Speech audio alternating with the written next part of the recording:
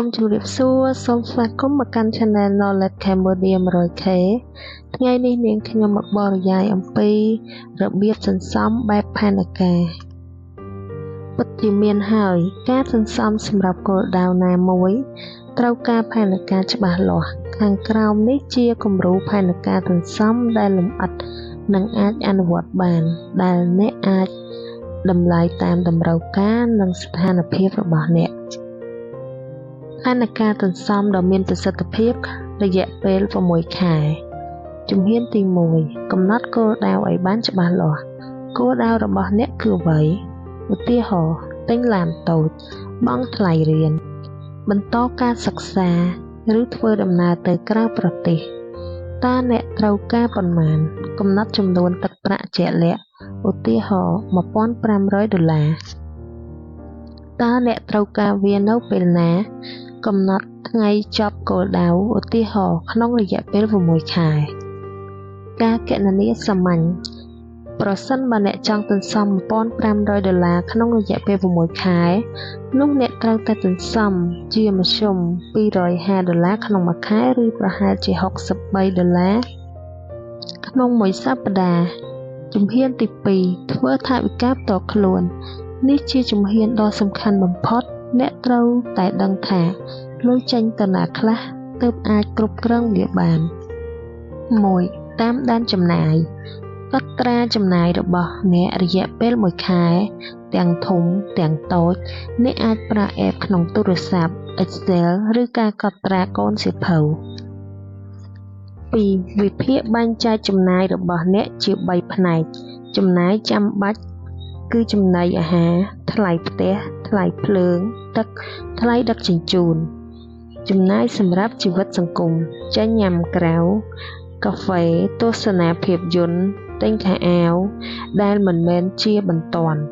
ការសន្សំនិងវិនិយោគនេះជាប្រាក់ដែលអ្នកត្រូវដកចេញមុនពេលចាយ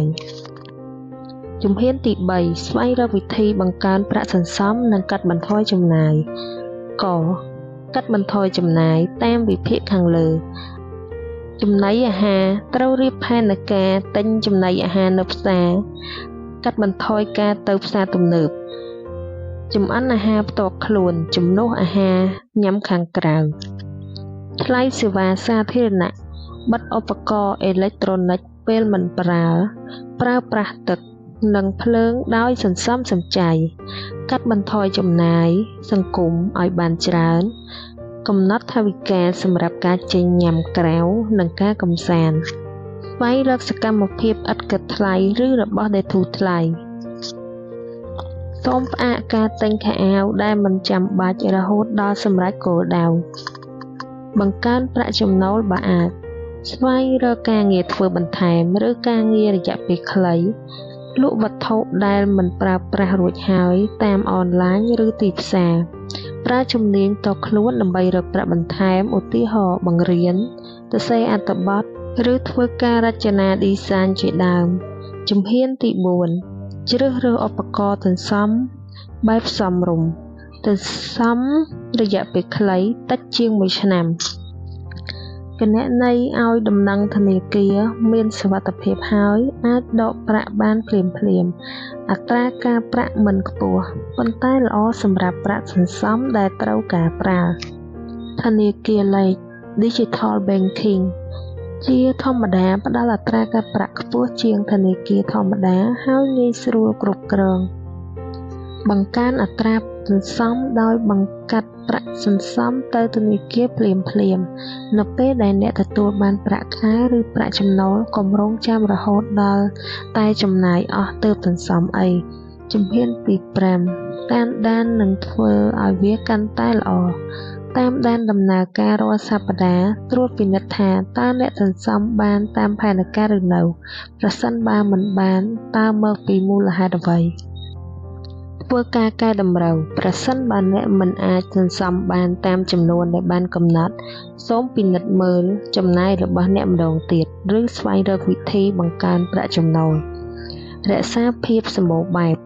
កុំធ្វើឲ្យខ្លួនអ្នកតានតឹងពេកអនុញ្ញាតឲ្យខ្លួនអ្នកមានថវិកាតិចតួចសម្រាប់ការសប្បាយដើម្បីកុំឲ្យអស់សង្ឃឹមនិងលះបង់ច្រើនពេក គំរូផែនការសន្សំឧទាហរណ៍គោលដៅសន្សំ 1,500 ក្នុងរយៈពេល 6 ខែគន្លឹះបន្ថែមសម្រាប់ភាពជោគជ័យចាប់ផ្ដើមតូចបើអ្នកមិនអាចសន្សំបាន$250កុំអស់សង្ឃឹមចាប់ផ្ដើមពី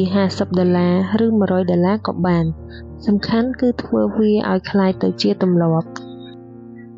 ប្រាក់សន្សំមិនមែនសម្រាប់ចាយឡើយពិចារណាថាប្រាក់នេះមិនមានទេនៅពេលដែលវាត្រូវបានដាក់ក្នុងគណនីសន្សំប្រើការជូនដំណឹងពីធនាគារដើម្បីជួយឲ្យអ្នកមិនចំណាយលើថវិកាការសន្សំគឺជាការប្រណាំងរវាងភាពអត់ធ្មត់និងវិបត្តិកុំព្រួយបារម្ភបើមានខែខ្លះអ្នកមិនអាចសន្សំបានតាមផែនការសំខាន់គឺត្រូវត្រឡប់មកវិញនិងបន្តវាទៀតសូមជូនពរឲ្យការសន្សំបានសម្រេចតាមផែនការសូមអរគុណនាងខ្ញុំសូមអរគុណបងប្អូនដែលបានស្ដាប់តាំងពីដើមដល់ចប់ប្រសិនជាបងប្អូនចូលចិត្តសូមជួយចុច Subscribe ឬចុចសញ្ញាកណ្ដឹងដើម្បីទទួលបានវីដេអូថ្មីៗសូមអរគុណ